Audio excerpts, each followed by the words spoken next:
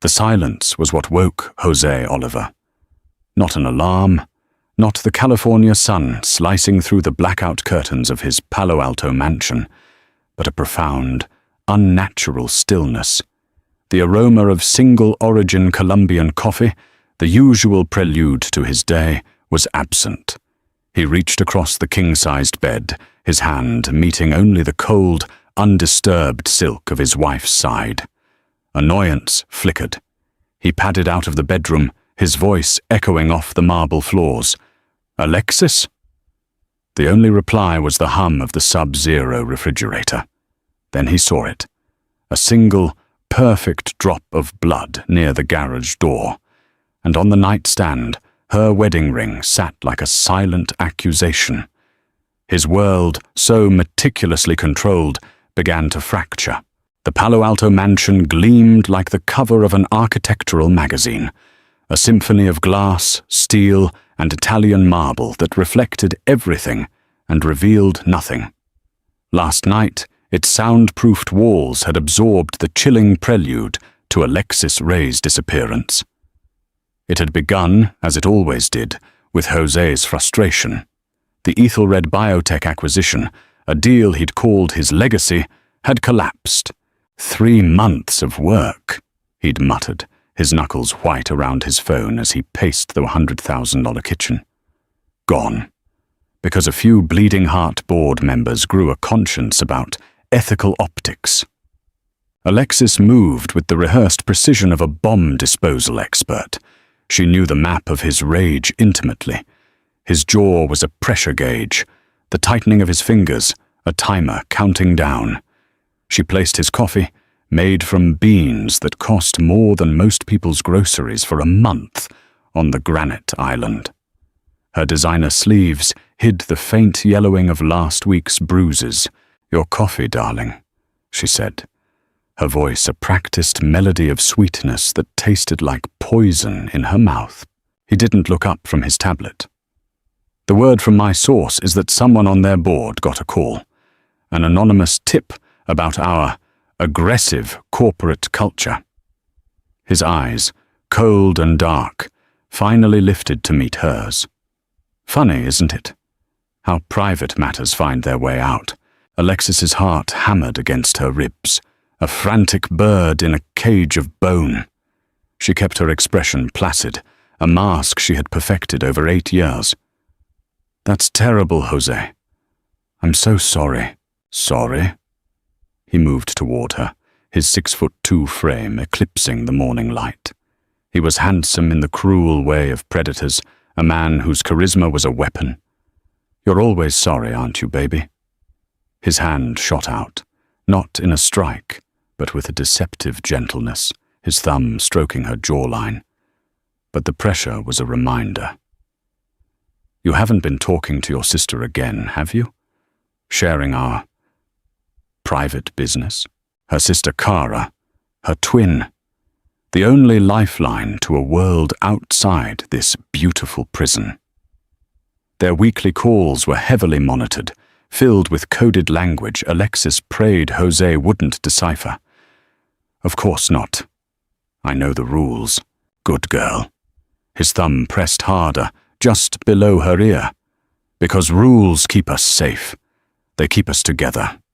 He leaned in, his breath warm and smelling of expensive whiskey from the night before.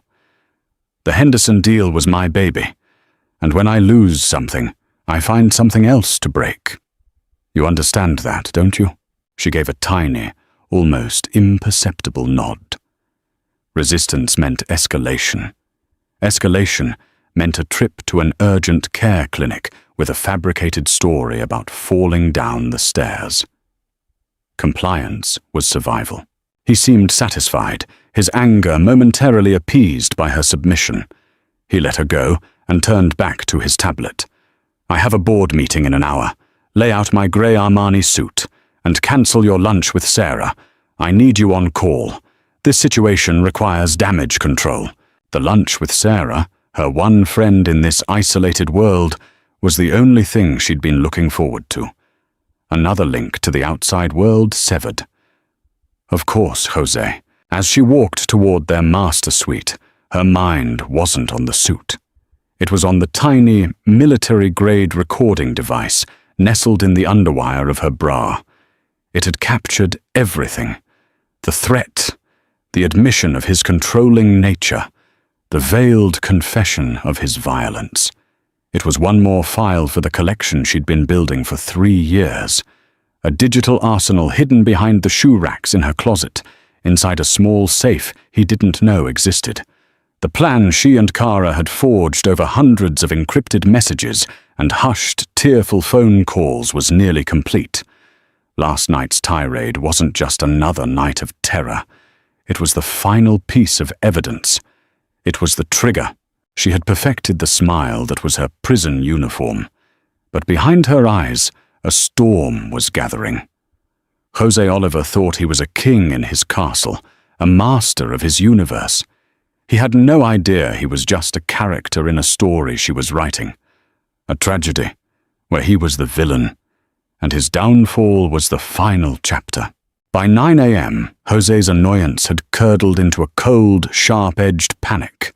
Alexis wasn't at the spa. She wasn't at the luxury boutiques on University Avenue. Her Tesla was gone from the garage, and the family tracking app he'd insisted she install on her phone showed its location as static, right on the kitchen island where the device lay shattered. This was not a tantrum. This was a statement. He dialed her sister, Kara Ray, a high-powered attorney in Houston. The call connected on the second ring. Kara speaking. Her voice was professional, crisp, and utterly unreadable. "Where is she?" Jose's voice was a low growl, stripped of all pleasantries. A deliberate pause stretched across the line, thick with unspoken history. "I'm sorry. Who is this?" "Don't play games with me, Kara. It's Jose. Where's your sister?" "Jose, it's 7 in the morning in Texas. Is everything all right?" The feigned concern was a masterpiece of condescension. He could practically hear her smiling. "Alexis is gone. Her car, some of her clothes. She left her ring. She must have called you." "Why would she call me, Jose?" Kara's voice turned cool, the professional mask dropping to reveal the steel beneath. "You made it very clear last year that you considered my influence on her destabilizing. I haven't spoken to my sister in 3 weeks, thanks to you." It was true. After he'd discovered they were using a childhood code to communicate, he'd forbidden their calls. He thought he had cut the final thread connecting Alexis to her old life. The realization that they could have found another way, that he could have been outmaneuvered, sent a jolt of fury through him. "She'll be back," he said, more to convince himself than her. "She has nothing without me. She always comes back." "Does she?" The question was quiet, but it landed like a punch. "Marcus. What did you do to her?" The name hung in the air. Marcus. Their father's name.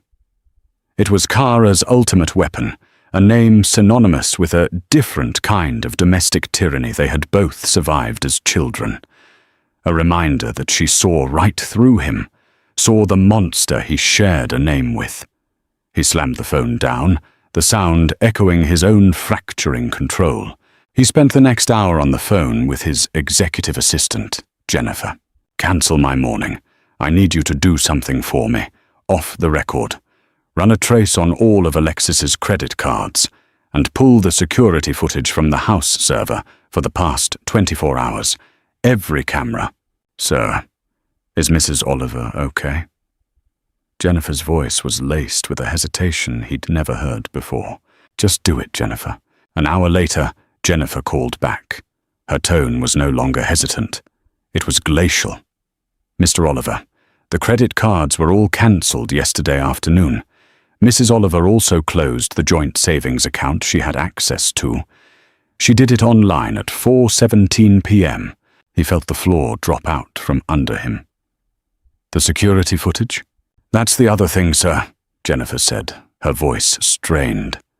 "Someone accessed the mainframe last night from an external IP address, a highly encrypted one. They didn't just pull the last 24 hours of footage, They downloaded the entire archive, 8 years' worth of recordings. And they wiped the server clean. The originals are gone. The phone felt slick in his nerveless hand. This wasn't an escape. It was a heist.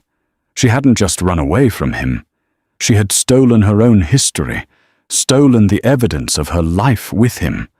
The mansion, once his fortress, now felt like a crime scene where he was the only suspect. He walked from room to room, seeing not a home but a meticulously documented cage. The cameras he'd installed to monitor her, to control her, had been turned into weapons against him. For 8 years, he had been the hunter, the one who held all the power. Now, in the chilling silence of his perfect home, Jose Oliver was beginning to understand what it felt like to be the prey. The ghost in his machine was his wife, and she was already miles ahead of him, while Jose Oliver was pacing the cold marble of his cage in Palo Alto. The architect of his ruin was 500 miles away, in a sleek Houston law office overlooking the city skyline. Kara Ray sat at her mahogany desk, a portrait of calm, controlled fury. Her office was a command center, and she was a general waging a war she had been planning for years. On one monitor, a secure file transfer was completing. 8 years of Jose's life, every shout, every threat, every moment of casual cruelty, now safely stored on a server he could never touch. On another, she drafted an anonymous email. The recipient list was small but potent. The 3 most influential members of the board of directors at Oliver Innovations. Her hands didn't shake as she attached the first file, a short, high-definition video clip. It was from 2 months ago. The audio was crystal clear. "You think you have a choice?" Jose's voice snarled from the speakers. "You exist in this house because I allow it. Your friends, your family, your very life. It's all a privilege I grant you. And I can take it away."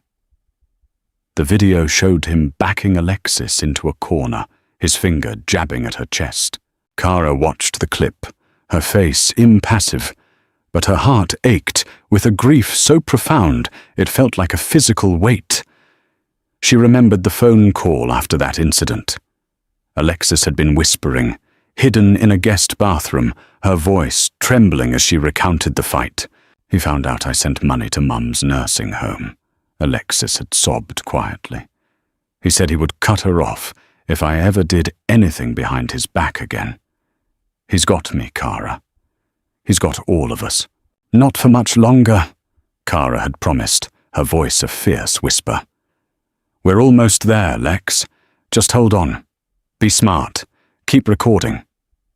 That promise was the fuel for the fire she was about to light. This wasn't just about justice. It was about reclaiming the sister Jose had tried to erase. For years, she had watched him systematically dismantle Alexis, isolating her from family, controlling her finances, chipping away at her confidence until the vibrant, brilliant woman she once was became a ghost in her own life. Kara had been forced to play a long, agonizing game, pretending to be civil, swallowing her rage during holidays, all while secretly advising Alexis on how to build an escape route, one piece of digital evidence at a time. She hit send on the email. The subject line was simple: a question of leadership. The body of the email was even simpler. "Before your emergency meeting this morning to discuss the Ethelred deal, you may want to review the attached file concerning your CEO's corporate culture. More will follow." Next, she opened a complex network of offshore accounts she had set up months ago using a series of shell corporations. With a few keystrokes, she initiated a transfer. It wasn't a huge amount, just enough to be noticed. A precise sum moved from one of Jose's lesser-known personal investment funds into an account that would vanish in 12 hours. It was a shot across the bow, a signal that his financial empire was just as vulnerable as his reputation. She leaned back in her leather chair, the city lights beginning to twinkle against the twilight sky. The first phase was complete. She had armed the bomb and started the timer. Jose thought he was looking for a runaway wife. He had no idea he was fighting a war on two fronts, against a ghost from his past and a lawyer who had nothing left to lose. Kara's grief was a whetstone, and for 8 years she had been sharpening her anger into a blade so fine, so sharp, he would never see it coming until it severed him from everything he held dear. The game was afoot, and she knew every move he would make before he did. Within 48 hours, the cracks in Jose Oliver's foundation had become gaping chasms. The anonymous video sent shockwaves through the board. His emergency meeting about the failed Ethelred deal was derailed by quiet, tense questions about his management style. He blustered and denied, but the damage was done. The seed of doubt had been planted. His personal life was in a similar state of collapse. He hired Frank Morrison, a grizzled, cynical private investigator with a reputation for finding people who didn't want to be found. "People don't just vanish, Mr. Oliver," Frank said, his office smelling of stale coffee and desperation. He lit a cigarette, ignoring the no smoking sign on his own wall. "Not in this day and age. Your wife was smart, smarter than you gave her credit for." "Alexis couldn't organize a grocery list without my help," Jose snapped, the lie tasting sour in his own mouth. Frank let out a humorless laugh.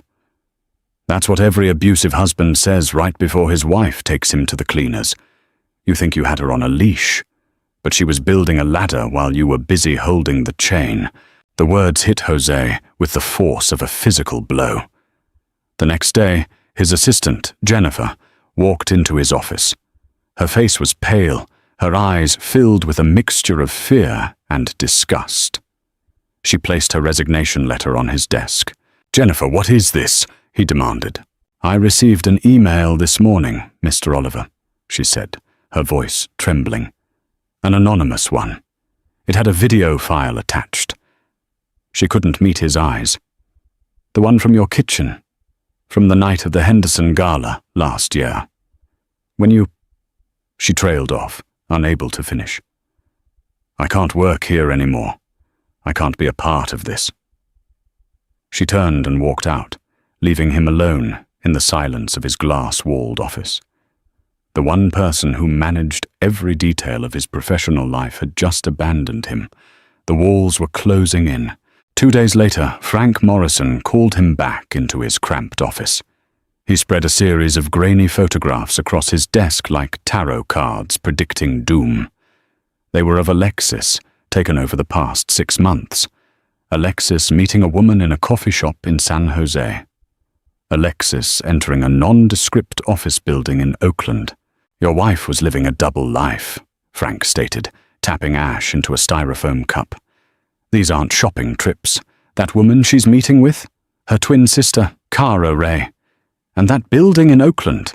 It houses a legal aid clinic and a support group for survivors of domestic abuse." Jose stared at the photos. In them, Alexis looked different. Her posture was straighter, her face more animated. She was smiling, laughing with her sister, a genuine expression he hadn't seen in years. It was the face of a stranger. "It gets worse," Frank said, sliding one last photograph across the desk. This was taken 3 days ago, at a gas station just outside Houston. The image showed Cara Ray filling up the gas tank of a Tesla. Alexis's Tesla. But Alexis wasn't with her. Cara was alone. "So she's in Houston," Jose breathed, a surge of adrenaline cutting through his panic. He had a location, a target. Frank shook his head slowly. "You're not listening. Your wife has an identical twin who is a shark of a lawyer.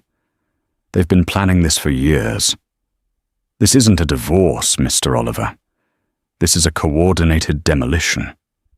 My advice, stop trying to find your wife and find the best damn defense attorney you can afford.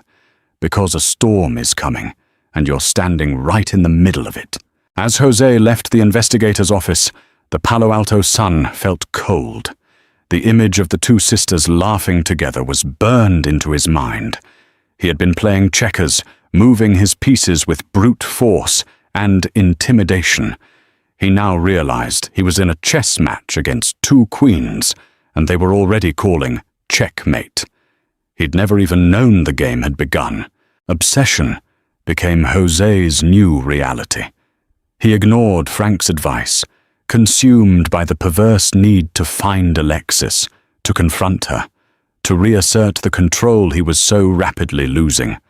He saw her face everywhere, in the crowds on the street, in the reflections of his office windows. He spent hours rewatching the single security clip he still had from a neighbor's camera, showing Alexis's Tesla pulling out of their driveway in the pre-dawn darkness. He was hunting a ghost, and the chase was driving him to the edge of sanity. His world was a cacophony of bad news. A second video had been leaked, this time to a tech blog. His stock plummeted.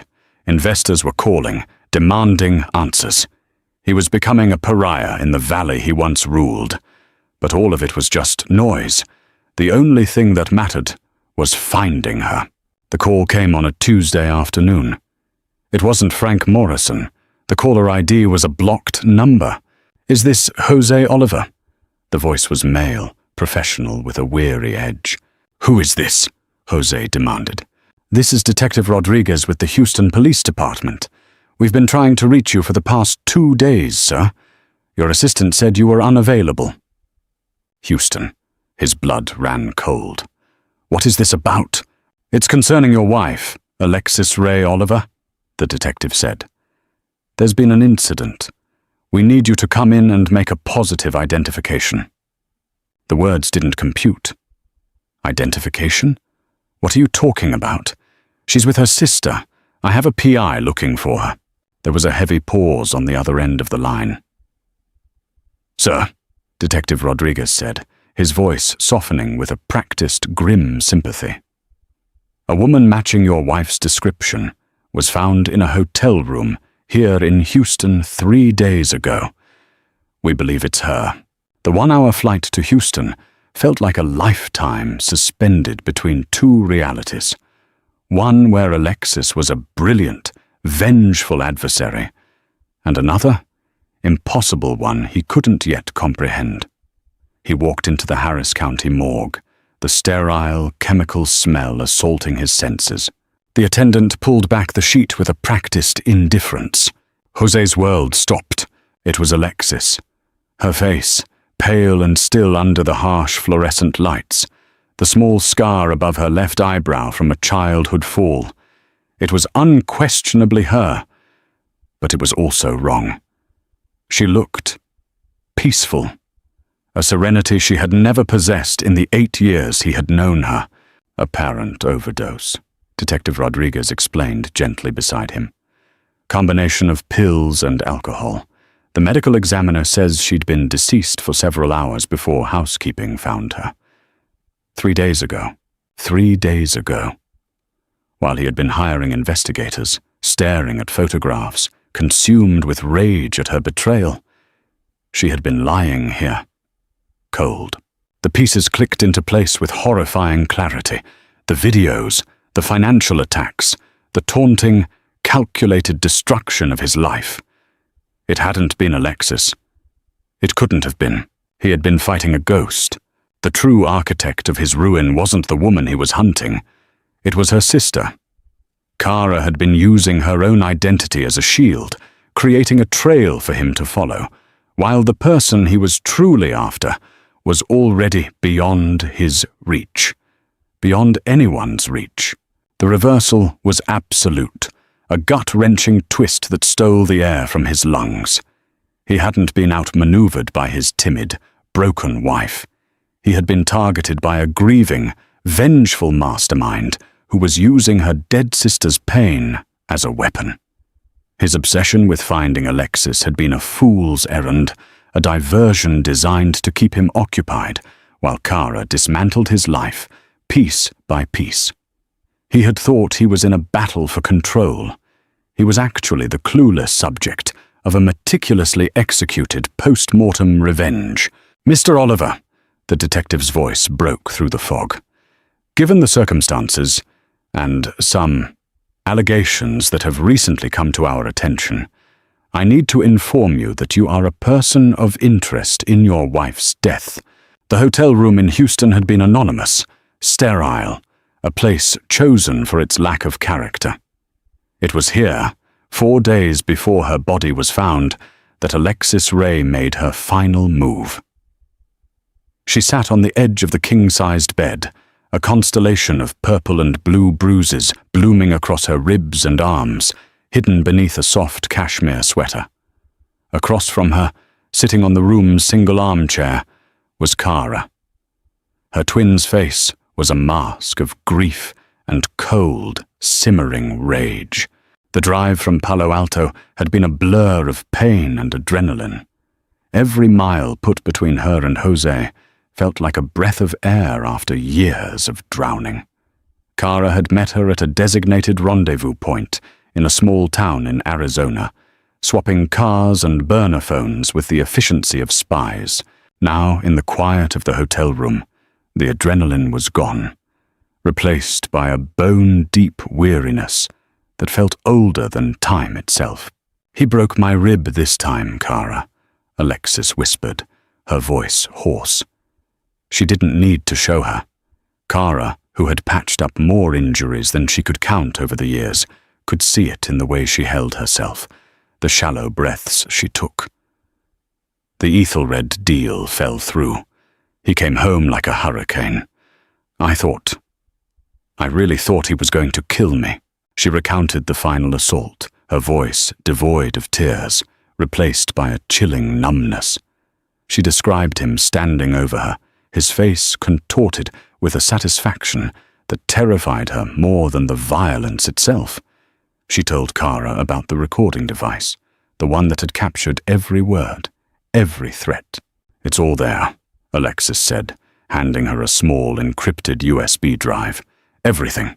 The audio from that night, the complete server backup from the house, all the financial records I could copy. It's all in here." Kara took the drive, her fingers closing around it as if it were a sacred relic. "This is it, Lex. This is more than enough. We can go to the police right now. We can put him away for years." Alexis shook her head slowly, a faint, sad smile on her lips. "The police? Kara, he owns half the politicians in Santa Clara County. He'd bury it in legal fees. He'd paint me as an unstable, gold-digging wife. And what would happen to us? To Mum? He threatened them. He said he would destroy everyone I've ever cared about. A restraining order is just a piece of paper to a man like Jose. He would never, ever let me go." The terrible truth settled between them. Even in escape, she was still trapped. Jose's power extended far beyond the walls of their mansion. "So what do we do?" Kara asked, her voice tight. "We do what we planned," Alexis said, her gaze steady and clear for the first time in years. The fear was gone, replaced by a quiet, resolute finality. "You unleash the storm.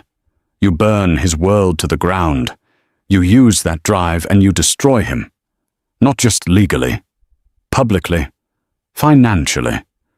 You make it so he has nowhere to hide." "We will destroy him," Kara corrected. "You'll be safe here. I'll get you set up with a new identity, a new life." Alexis reached out and placed her hand on her sister's. "There's no new life for me, Kara. Don't you see? He'll never stop hunting me. As long as I'm alive, you and Mum will never be safe from him. He'll use you to get to me. He'll never stop." A horrifying understanding began to dawn on Kara's face. "Lex, no. Don't even think it. We'll find a way. We'll go somewhere he can't find us." "There is no such place," Alexis said softly. "He broke something inside me that night. Not a bone. Something deeper. the part of me that knew how to hope. She took a deep breath, wincing in pain. He took my whole life. The only thing I have left to give her is my death. "Alexis, please," Kara begged, tears finally streaming down her face. "No, this is my choice, my final move. My death makes me a martyr, and you my avenging angel. It gives you the moral high ground no one can question. It makes his destruction not just revenge, but justice for a dead woman. He can't hurt a ghost, Kara. And he can't use our family against me if I'm gone." She made Kara promise. A terrible, sacred vow made in the suffocating silence of that hotel room. "Promise you will finish it. Promise me you will not let him win. Promise me you will make him pay for everything." Kara, her heart shattering, gave her the promise. It was the last conversation they ever had. Alexis gave her sister the weapon, the motive, and the blessing to carry out the war. It was an act of ultimate despair, but also an act of ultimate love, a sacrifice to ensure her sister could deliver the justice she herself would never live to see. The FBI raid came at dawn. It wasn't a quiet knock. It was a battering ram splintering the custom oak of Jose Oliver's front door. 20 agents in tactical gear swarmed his pristine mansion, their boots tracking mud across the white marble floors that had once reflected his success and now only revealed his shame. Jose was dragged from his bed, the fog of sleep instantly replaced by the ice-cold shock of reality. "Jose Oliver, you're under arrest."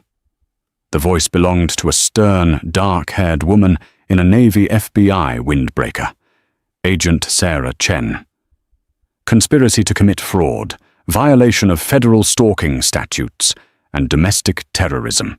The Miranda rights were a distant buzz in his ears as they clicked the handcuffs around his wrists, wrists that had once commanded boardrooms, now bound and powerless. Through his panoramic windows, he could see news vans lining his street, like vultures gathering for a feast. The agents moved through his house with methodical efficiency, turning his sanctuary into a sprawling evidence locker. They weren't just seizing computers and phones. They were photographing the dent in the refrigerator door where he had slammed Alexis's head. They were using luminol to reveal the faint, cleaned-up bloodstains on the bedroom carpet that the housekeeping staff had missed. Every corner of his home was whispering the secrets of his brutality. "This is harassment," he protested weakly as they led him through his own living room. "My wife is dead. This is all circumstantial, a fabrication by her vengeful sister." Agent Chen paused, turning to face him. Her expression was utterly devoid of sympathy. "Your wife's twin sister has provided a very compelling case, Mr. Oliver, but the most damning evidence didn't come from her." She gestured toward his study, where 2 agents were carefully boxing up the contents of his private safe. "It came from you." A younger agent emerged, holding a manila envelope with gloved hands. He handed it to Agent Chen. She pulled out the contents, her eyes scanning them before she held one up for Jose to see. It was a photograph. One he had taken himself. A close-up of a large, ugly bruise on Alexis's shoulder, artistically framed against her pale skin. He remembered taking it, a perverse sense of pride in the mark he had left. Agent Chen shuffled through the other items. More photographs of injuries, arranged chronologically. Medical records from emergency room visits for accidents. And handwritten notes in his own meticulous script, detailing behavioral corrections and her responses to discipline. He had documented his own abuse like a research project, a case study in dominance and control. He told himself it was for their protection, proof that his actions were measured, not impulsive. Now, under the cold, harsh light of a federal investigation, he saw it for what it was. The careful record-keeping of a monster. "Jesus Christ, Oliver," Agent Chen said, her voice laced with a disgust that cut deeper than any physical blow. "You kept trophies. The word hung in the air, grotesque and undeniable. Trophies. He was escorted out the front door, the flashbulbs of the news cameras blinding him. He saw the faces of his neighbors, peering from behind their curtains, their expressions a mixture of shock and revulsion. The man they knew as the brilliant, charismatic tech visionary was being perp-walked out of his mansion in handcuffs, exposed as a violent, pathetic abuser. As they pushed him into the back of the unmarked sedan, he finally understood the totality of his defeat. Kara hadn't just exposed his crimes.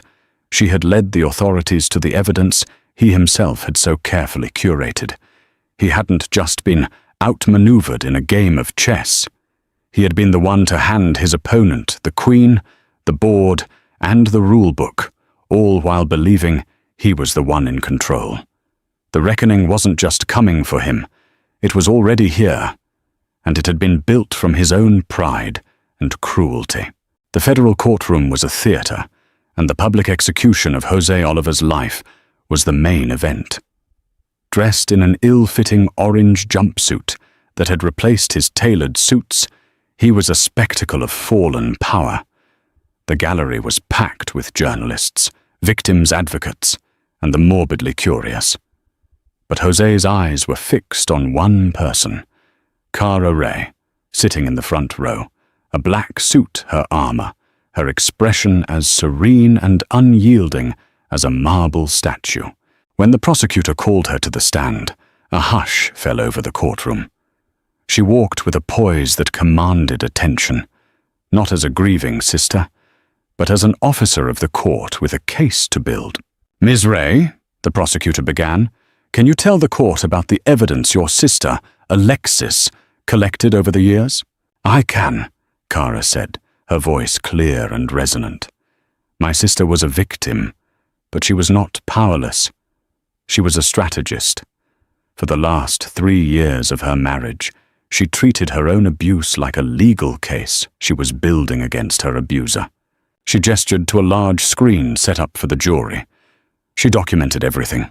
The first image appeared, a photo of a leather-bound journal. This contains detailed, dated accounts of 127 separate incidents of physical violence and over 1,000 examples of psychological abuse, including threats against our family. Next, she played an audio recording.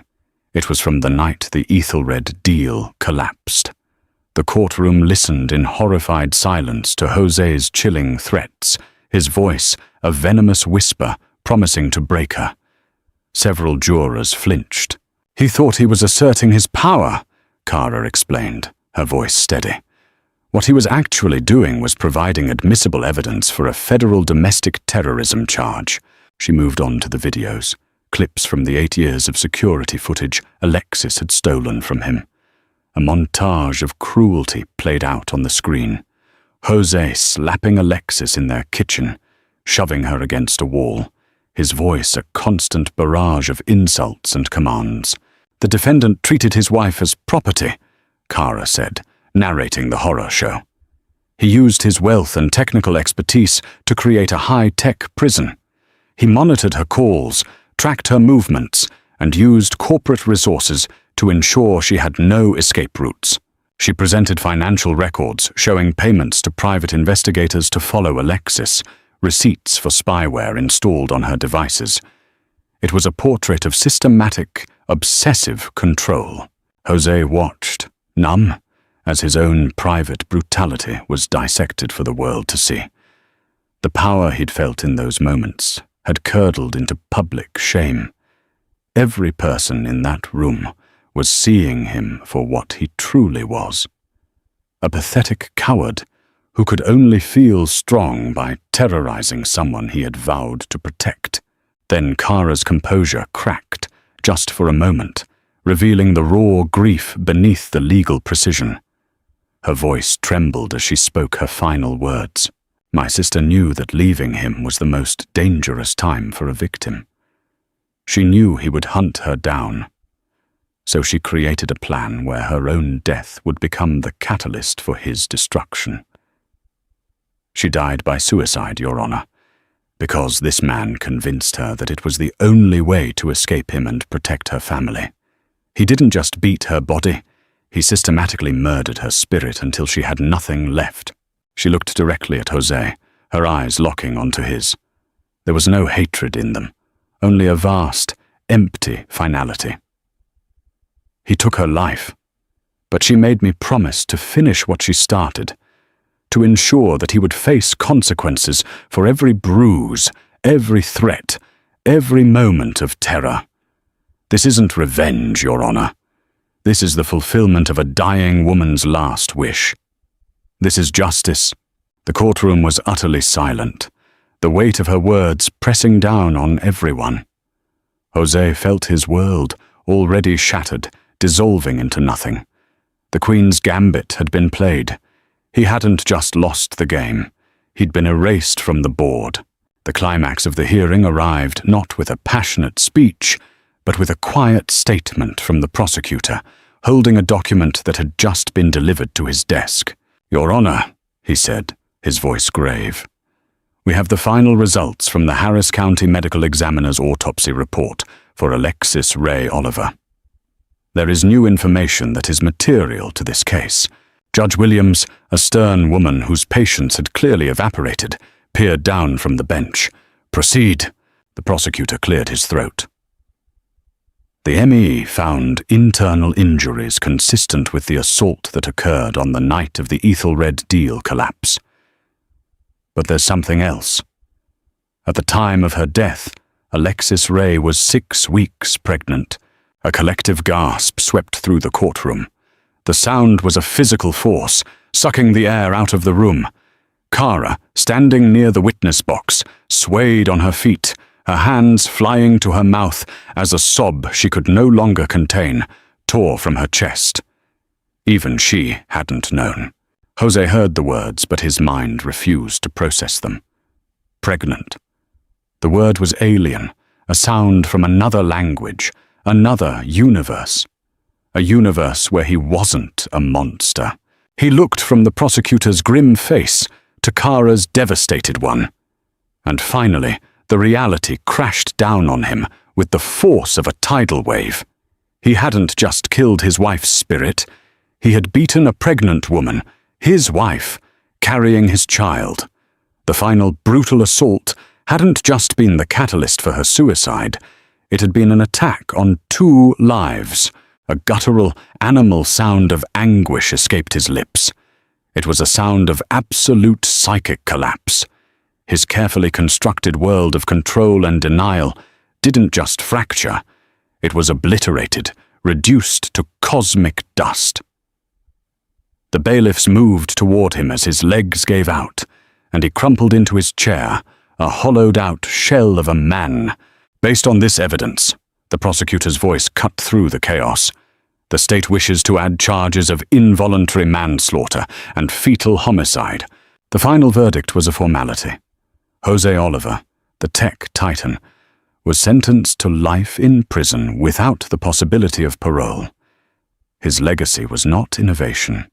It was infamy. 2 years later, the building in downtown Houston was filled with light. Glass walls revealed not scenes of intimidation, but rooms where women shared stories, where lawyers offered pro bono help, where children played safely while their mothers attended job training workshops. At the entrance, elegant silver letters spelled out the name, the Alexis Ray Foundation. Funded entirely by the seized assets of Jose Oliver, it had become a national model for supporting survivors of domestic abuse. Kara Ray stood at a podium during its annual fundraising gala, a picture of grace and strength.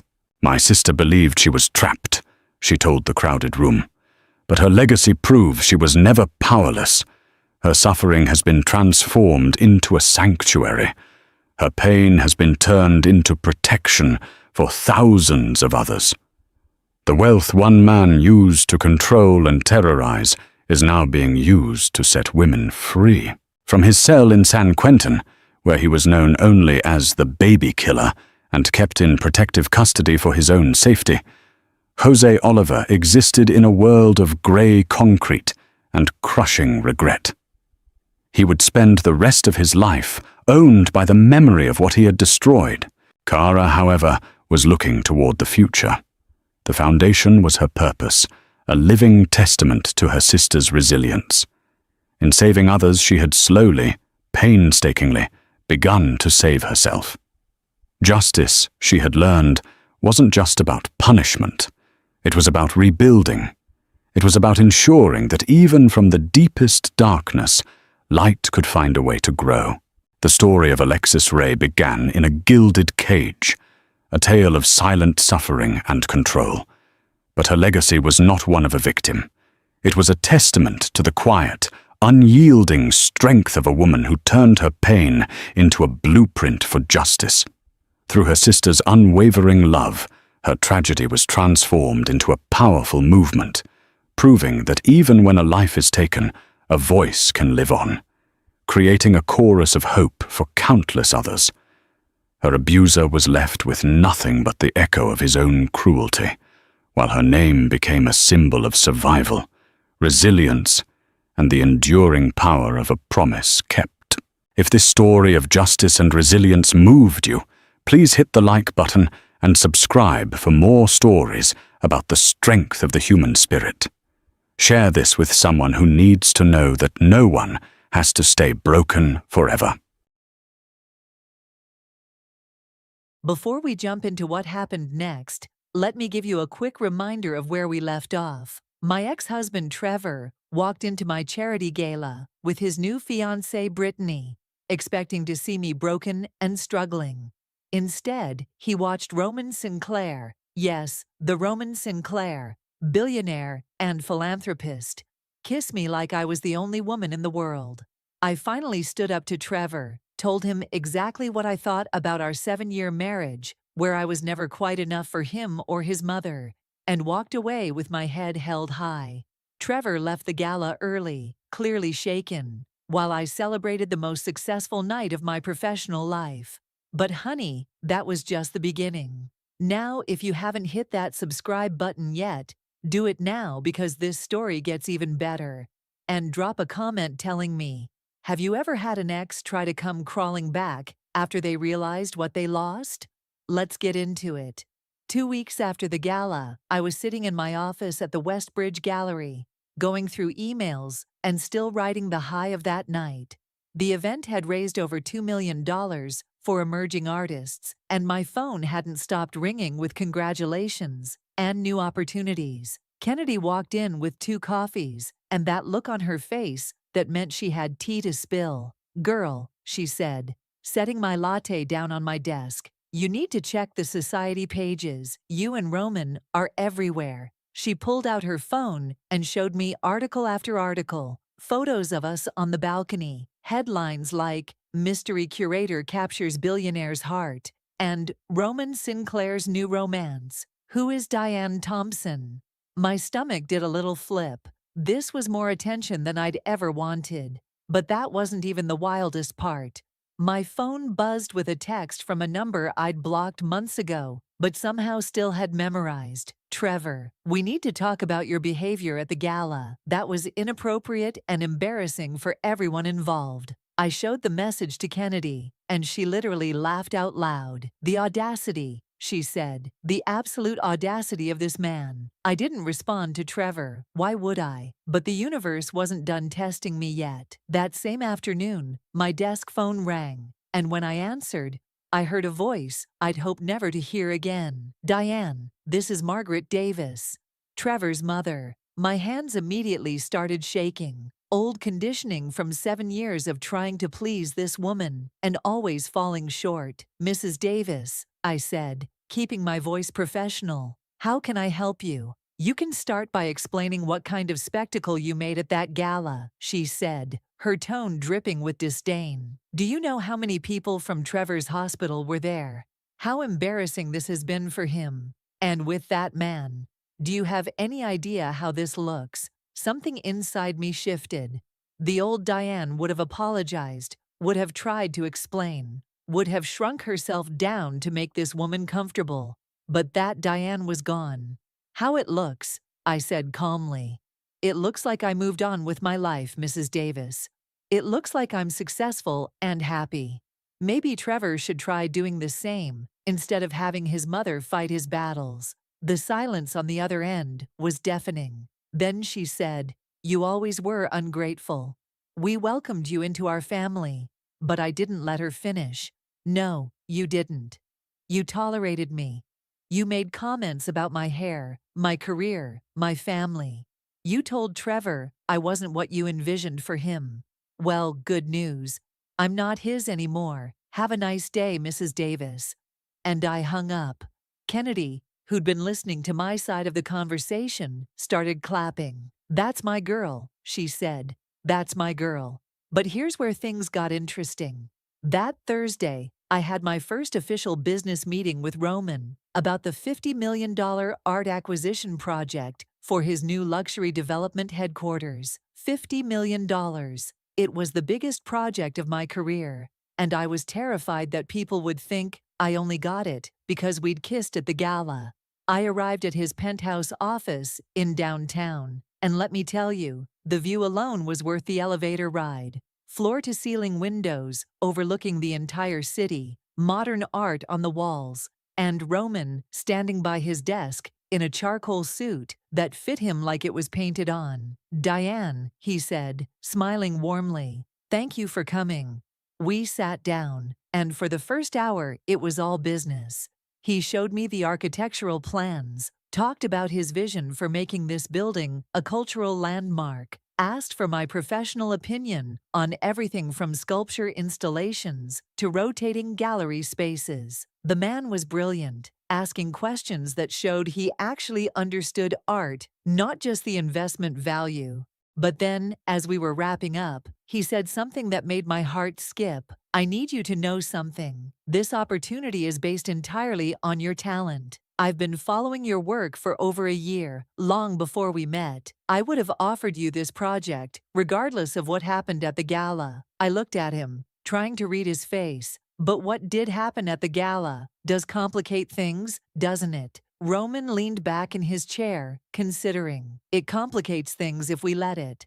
Or we can be honest about it. Yes, there's an attraction here. Yes, I'd like to take you to dinner again. But I'm also a professional, and so are you. We're both adults. We can navigate this." I appreciated his directness. No games, no pretending the chemistry wasn't there. "One day at a time?" I suggested. He smiled. "One day at a time." I left that meeting feeling lighter than I had in years. For the first time, I was with someone who saw my professional value as separate from, and equally important to, any personal connection. Trevor had always made me feel like my art was a cute hobby, something to keep me busy while he pursued the real career. Roman saw my work as essential, valuable, worth $50 million of investment. That difference was everything.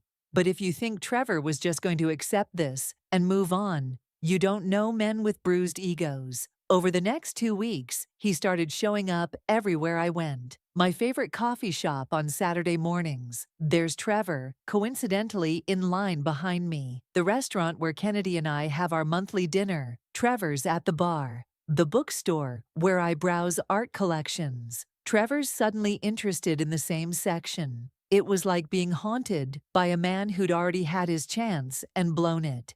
Finally, one evening, he cornered me outside the gallery as I was leaving. "Diane, please, can we just talk? Really talk?" I stopped, took a deep breath, and turned to face him. He looked different, tired, maybe, less put together than usual. "Trevor, what do you want?" I asked. "I want to apologize," he said. "I was wrong. About everything. About leaving you. About Brittany. About not standing up to my mother. I made a mistake. We were good together, and I threw it away." Here's the thing about apologies from people who hurt you. They don't land the way they think they will. I didn't feel victorious or vindicated. I just felt tired. "Trevor," I said gently, "we weren't good together." "Not really. I spent 7 years making myself smaller so you could feel bigger. That's not a partnership. And you know what? I'm grateful you left. Because I would have stayed forever trying to be enough for you, and I never would have discovered that I was already enough all along." "That's not fair," he said, his voice rising. You're different now. This isn't the real you. You're trying to be someone you're not to impress him. And there it was, the gaslighting that used to work on me, making me question my own reality, but not anymore. No, Trevor, I said firmly. This is the real me. The woman you met was real too, but she was dimmed down, trying to fit into your life. This version, she's just turned up to full brightness. I'm sorry if that's hard for you to see, but it's not my problem anymore. I walked away, and for the first time I didn't look back to see his reaction. I didn't care. That's when I knew I was really healing. The next day, something happened that I never expected. Brittany showed up at the gallery. At first, I thought she was coming to confront me, maybe tell me to stay away from her man. But when I saw her face, I realized she'd been crying. "Can we talk?" she asked quietly. "Just for a few minutes." We went to my office, and she sat down, fidgeting with her engagement ring. "I need to ask you something," she said. "Was Trevor always like this, obsessed with appearances, needing constant validation from his mother?" I didn't want to trash talk Trevor to his fiancée, but I also wasn't going to lie. "Yes," I said simply. "He was. I just didn't see it clearly until after he left." Brittany nodded, tears spilling over. "He keeps bringing you up, comparing me to you, asking if I think you're really happy with Roman, or if you're just trying to make him jealous. I'm starting to think he proposed to me just to prove something." My heart actually hurt for her. She was where I'd been, trying so hard to be chosen by a man who couldn't choose himself. "Brittany," I said carefully, "I can't tell you what to do. But I can tell you this. Being someone's second choice feels like poison in your veins, slowly killing you while you smile and pretend it's fine. You deserve to be someone's first choice, their only choice." She left shortly after, and I sat in my office thinking about how women are taught to compete with each other when we should be warning each other about men who aren't ready. I didn't want to be Brittany's enemy. She wasn't the villain in my story. Trevor was his own villain, and she was just another woman trying to survive his inability to truly see or value anyone. Meanwhile, my relationship with Roman was developing in the most unexpected way. He wasn't rushing me, wasn't pushing for more than I was ready to give. We had dinner dates where we talked for hours about art and life and our childhoods and dreams. He told me about growing up in Detroit, about losing his father when he was 16 and having to help his mother keep their small business afloat, about being told by investors that he was too young, too inexperienced, too ambitious, about building his empire from nothing because he refused to accept other people's limitations. And I told him things I'd never told Trevor, about growing up in a family that didn't understand why I wanted to study art instead of becoming a lawyer or doctor, about the professors who told me Black women didn't have the sensibility for classical curation, about every time I'd been underestimated and had to work twice as hard to prove I belonged in spaces that weren't designed for me. Roman listened to all of it with this intensity that made me feel like my words mattered, like my experiences mattered, like I mattered. One evening, about 6 weeks after the gala, he picked me up in a helicopter. Yes, you read that right, a helicopter. "Where are we going?" I asked, half laughing, because this was absurd and wonderful and terrifying all at once. "There's a private art showing on the coast," he said. "I thought you might want to see it before it opens to the public tomorrow." We flew over the city as the sun set, and I remember thinking that this felt like someone else's life. Like I'd stepped into a movie where the girl actually gets the fairy tale. The gallery was stunning, right on the beach, and we spent hours walking through it, discussing the pieces, debating techniques and meaning. And then we walked on the beach, barefoot in the sand, and Roman stopped and turned to me. "I know we said we'd take this slow," he said, "and we are. But I need you to know something. You're not a rebound for me. You're not a phase or a conquest or a way to pass time. You're someone I genuinely want to know, all of you, at whatever pace you need." I kissed him then, really kissed him, with the waves crashing behind us and the stars starting to appear above. And I felt something I hadn't felt in years, safe, Not because he was rescuing me, but because he was showing up as himself and inviting me to do the same. Of course, there were paparazzi on that beach, because apparently, billionaires can't do anything privately. The photos were everywhere the next morning. Me and Roman kissing at sunset, looking like something out of a romance novel, and Trevor saw them. According to Kennedy, who heard it from someone at his hospital, he completely lost it, started yelling in the doctor's lounge, through his phone, the whole dramatic scene. Brittany finally ended their engagement 2 days later. She called me to tell me, which surprised me. "Thank you," she said, "for being honest with me, for helping me see that I deserve better than being someone's consolation prize."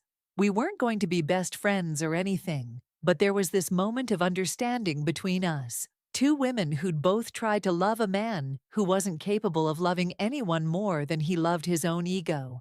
But here's where Trevor's mother made her final power move. She was on the hospital board, yes, but she also had connections with several of the gallery's board members. She started calling them, raising concerns about conflicts of interest with my project with Roman, suggesting that maybe my judgment was compromised by our personal relationship. Kennedy found out and immediately told me, and I won't lie, I was scared. This project was my career-defining moment, and the thought of losing it because of Trevor's family's pettiness made me want to scream. But I didn't have to fight that battle alone. My gallery director called a board meeting, stood up for me, showed them my entire portfolio and track record. Diane Thompson got this opportunity because she's the best curator in the city, she said. If we start questioning her professional judgment because of her personal life, we're no better than the institutions that question women's competence whenever they're not performing suffering.